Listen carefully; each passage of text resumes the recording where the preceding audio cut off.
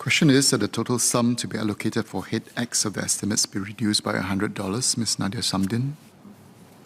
You can take your 3 cards together. Thank you, Chairman.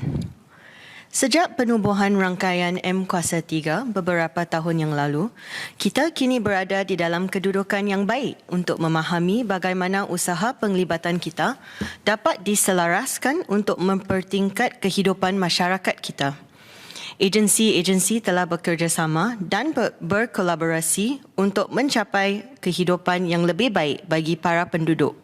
Namun, masih ada penduduk rumah sewa yang menghadapi isu-isu berbilang generasi dan ini menghambat aspirasi mereka untuk mencapai masa depan yang lebih cerah.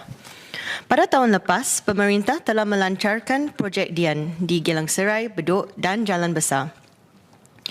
Apakah amalan-amalan terbaik yang dapat dipelajari dari segi penglibatan sukarelawan dan perkongsian data yang telah mendorong agensi-agensi untuk mencapai penyelarasan dalam membantu keluarga-keluarga dari rumah sewa? Bagaimana dapat kita menyelaras dan bekerjasama dengan lebih rapat dengan badan-badan Melayu Islam yang giat aktif untuk bantu para penduduk supaya usaha kita dapat mengelak duplikasi? Apakah hasil atau penilaian prestasi utama KPI untuk projek Dian dan M Kuasa 3 dalam mendekati masyarakat kita pada masa sedikit yang akan datang? Kedua, di Cheng San Selita, pasukan relawan saya telah menjalankan sebuah projek kajian kecil untuk memahami secara lebih mendalam keperluan keluarga-keluarga yang mempunyai ahli keluarga yang sedang ditahan di dalam penjara. Seringkali kita lihat bahawa yang ditahan ini adalah pencari nafkah tunggal seperti ayah, suami atau anak lelaki.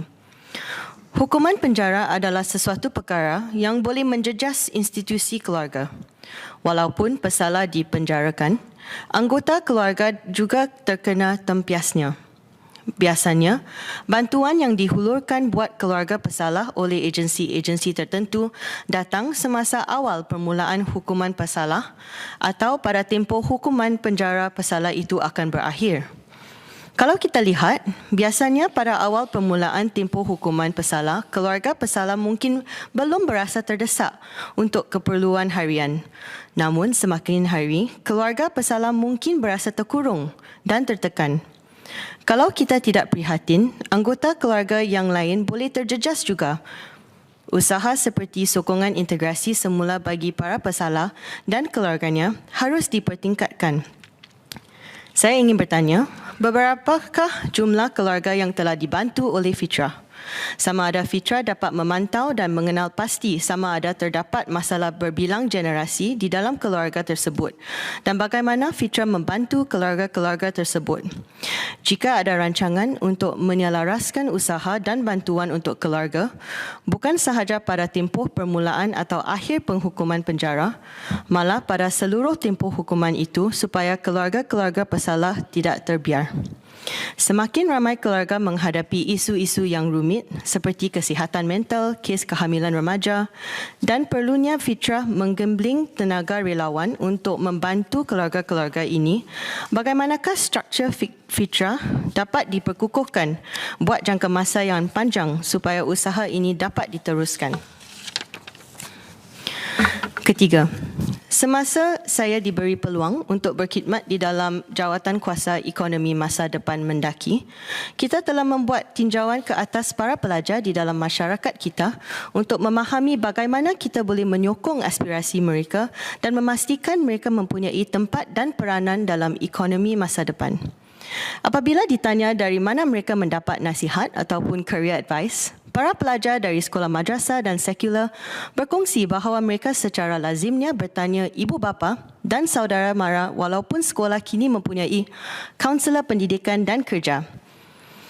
Walaupun nasihat dari keluarga itu penting, namun hakikatnya generasi anak muda kita sekarang telah dibesarkan dalam era dan ekonomi yang berbeza di mana peluang pekerjaan dan pendidikan amat berbeza berbanding 20 tahun yang lalu.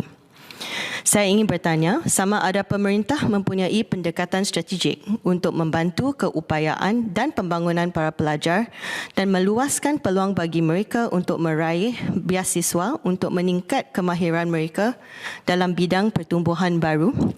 Dan selain dari mempersiapkan para pelajar dengan kemahiran dari bangku sekolah lagi, bagaimana boleh mendaki bekerjasama dengan syarikat dan industri untuk menyokong usaha peralihan kepada bidang pertumbuhan baru?